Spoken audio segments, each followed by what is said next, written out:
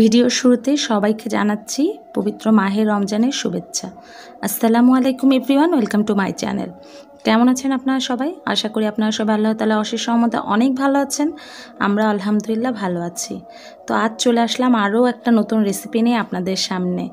Chicken roast আমরা সবাই করতে পারি, তবে বিয়েবাড়ির স্টাইলে চিকেন রোস্টটা এবং অনেক মশলা দিয়ে কীভাবে মজাদার করা যায় সেই রেসিপিটা আজকে আপনাদের সাথে আমি শেয়ার করব। আশা করি আপনাদের ভালো লাগবে, আর ভালো লাগলে আমার চ্যানেলটি সাবস্ক্রাইব করে আমার পাশেই থাকবেন।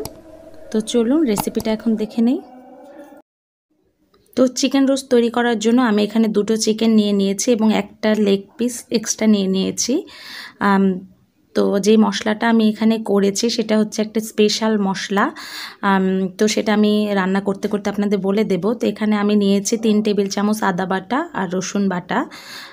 আর যে মশলাটা দেখিয়েছি সেই মশলাটাই কিন্তু এটার স্বাদ অনেক বেশি বাড়িয়ে দিবে, এবং সেটার মধ্যে কি কি দিয়েছি সেটাও বলবো।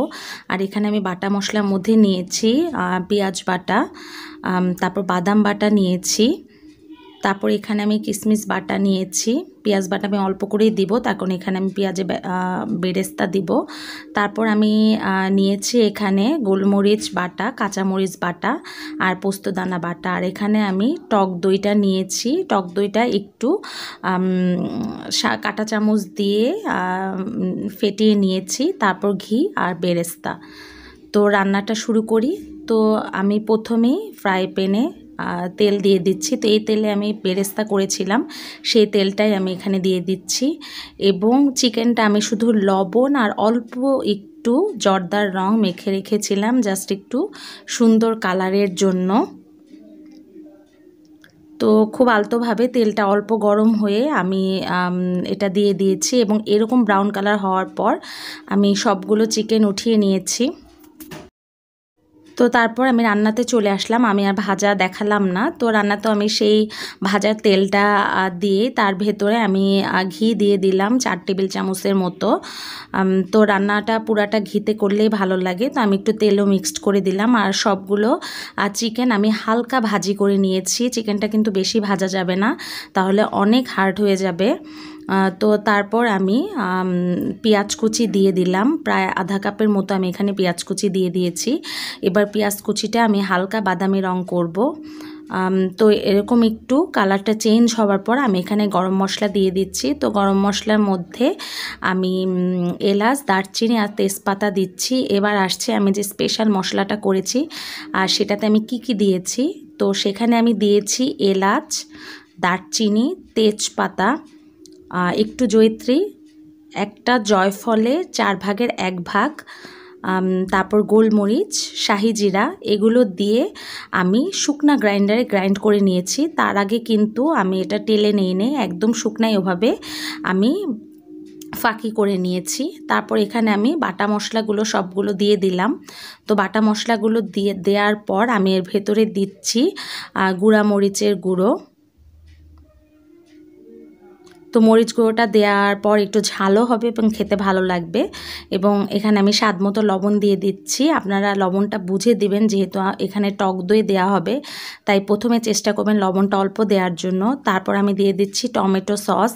এই টমেটো সসটা কিন্তু আমার ঘরেই তৈরি করা, রেসিপিটা কিন্তু আমার চ্যানেলেই আছে, আপনারা চাইলে দেখে নিতে পারেন।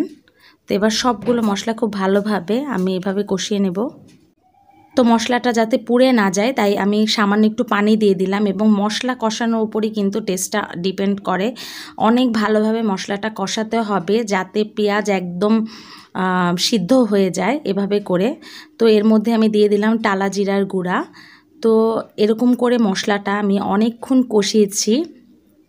কষাতে কষাতে তেলটা উপরে চলে আসবে, তখনই আমি এর ভেতরে টক দই দিয়ে দিলাম।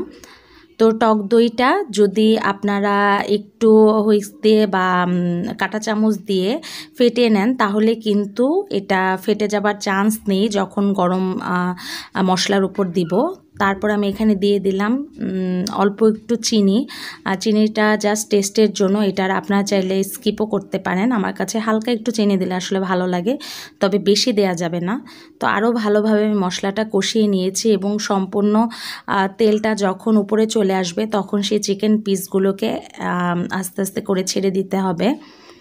আরও একটা কথা, আমার হাতের চিকেন রোস্ট আমার শাশুড়ি মা খুবই পছন্দ করে এবং বিশেষ করে মানে আমার হাতের চিকেন রোস্ট আম্মা অনেক লাইক করে, সব সময় বলে আমার চিকেন রোস্টটা তার অনেক ভালো লাগে। তো যাই হোক, এর ভেতরে আমি দিয়ে দিলাম 4 টুকরা আলু বোখারা, এবং আলু বোখারাটা দিলে টেস্টটা অনেক বেড়ে যায়। তো যেহেতু বিয়ে বাড়ির মতো রোস্ট, তাই অনেক কিছুই আমি মশলা এখানে অ্যাড করেছি। আপনারা চাইলে নর্মাল অল্প কিছু মশলা দিয়েও করতে পারেন, তবে যে গুঁড়া মশলাটার কথা বললাম সেটা দিলে কিন্তু টেস্ট অনেক বেড়ে যায়, আপনারা সেটা অবশ্যই দিবেন। তারপর আমি পেঁয়াজ বেরেস্তা দিয়ে দিলাম। তো পেঁয়াজ বেরেস্তাটা দিয়ে আপনারা চাইলে বেটেও দিতে পারেন, আমার কাছে এভাবে দিলেই ভালো লাগে। তারপর আরও আমি ভালোভাবে কষিয়ে নিচ্ছি। তবে এই পর্যায়ে যা নাড়ানাড়ি কষাকষি ভালোভাবে করতে হবে, তারপর বেশি নাড়াচাড়া করলে কিন্তু রোস্টি পিসগুলো ভেঙে যেতে পারে। তো কষানোর পর আমি এখানে পানি দিয়ে দিচ্ছি, আপনারা চাইলে দুধও দিতে পারেন, তবে আমি এখানে আজকে দুধটা দিইনি, পানি দিয়ে দিলাম। তো তারপর আমি এটা ঢেকে দেব। তো আবার আমি একটু ঢাকনা উঠিয়ে দেখছি যে ঝোল শুকিয়েছে কিনা। জাস্ট এখন ঝোলটা শুকিয়ে নিতে হবে, যেহেতু মুরগিটা ভাজা আছে তাই সেদ্ধ হতে বেশি সময় লাগবে না। তো এরকম ঝোলটা যখন হালকা টেনে যাবে, পুরোটা শুকাবে না, তখন আমি এরকম করে আলতোভাবে এটাকে নাড়িয়ে দেব, নাড়াচাড়া করব না। তো এরকম হাঁড়িটা ঘুরিয়ে একটু নেড়ে দিয়েছি। তারপর আমি এখানে 4টা কাঁচামরিচ দিয়েছি, আর সেই আমার যে গুঁড়া করা মশলা সেখান থেকে আমি 2 চা চামচ দিয়ে দিলাম এখানে। তো দিয়ে এবার আমি একটু ভালোভাবে আবার মশলাটা মিশিয়ে নিচ্ছি। মিশিয়ে আবার হাঁড়িটাকে আমি এভাবে করে ঝাঁকিয়ে নিচ্ছি। আমি কিন্তু এই পর্যায়ে আর কোনো নাড়ানাড়ি করছি না। তো লাস্টে আমি দিয়ে দিচ্ছি গুঁড়া দুধ, এটা মাওয়ার কাজ করবে, আপনারা চাইলে মাওয়াও দিতে পারেন। তবে আমার বাসায় ফ্রেশ ক্রিমও ছিল, আমি আর ফ্রেশ ক্রিমটা অ্যাড করিনি, আজকে গুঁড়া দুধটা দিয়ে আমি দেখালাম। তো সবার লাস্টে যেটা দিব সেটা হচ্ছে অনেকখানি ঘি দিয়ে দিব, তো এটা ফ্লেভার আনবে। ব্যাস তৈরি হয়ে গেল আমার চিকেন রোস্ট। চলুন পরিবেশন করে দেখাই। তো আমার চিকেন রোস্টের রেসিপিটা আপনাদের কেমন লেগেছে? আমি এরকম একটা প্লেটে সার্ভ করে নিয়েছি। সাদা পোলাও দিয়ে খেতে অসম্ভব মজা লাগে এবং কাচ্চি বিরিয়ানির সাথে খেতেও কিন্তু খুব ভালো লাগে। আপনারা অবশ্যই বাসায় ট্রাই করে আমাকে কমেন্টস করে জানাবেন কেমন লেগেছে। তো আজকের মতো আমি এখানেই বিদায় নিচ্ছি, সবাই ভালো থাকবেন। আল্লাহ হাফেজ।